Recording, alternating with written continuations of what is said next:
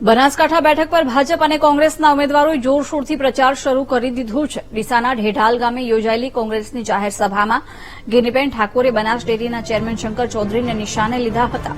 બનાસકાંઠામાં એક બાજુ બનાસની બેન અને બીજી બાજુ બનાસ બેંક હોવાનું કહીને તેમાંથી યોગ્ય પસંદગી કરવા મતદારોને અપીલ કરી। તેમણે ઉમેર્યું કે બનાસ ડેરી અને બનાસ બેંકે સહકાર રાખ્યો જ નથી।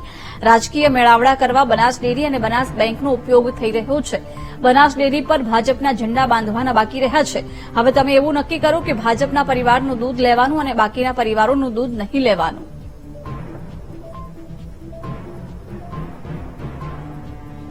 એક બાજુ બનાસની બેન છે અને એક બાજુ બનાસ બેંક છે, એટલે તમારી બધાની બેન છું તો બેનના નાતે બેંક ગમે એવડી હોય પણ બનાસની બેન એટલે બેન માટેનો જે શબ્દ છે એ તમારા બધા મારા માટે ખૂબ ઊંચો છે અને બનાસ બેંકને પહોંચી વળવાની તાકાત એ તમારા બધામાં છે।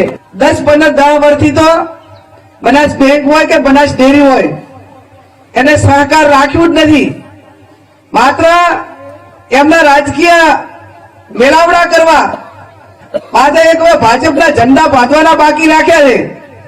અને અમે તો એમ કહીએ છીએ કે હવે તમે એવું જ નક્કી કરો ને કે જેટલા ભાજપના હોય પરિવાર એટલાનું દૂધ લેવાનું, બીજાનું દૂધે ના લેવું, એવું વાત લખો પ્રું એટલે ખબર પડે એમ।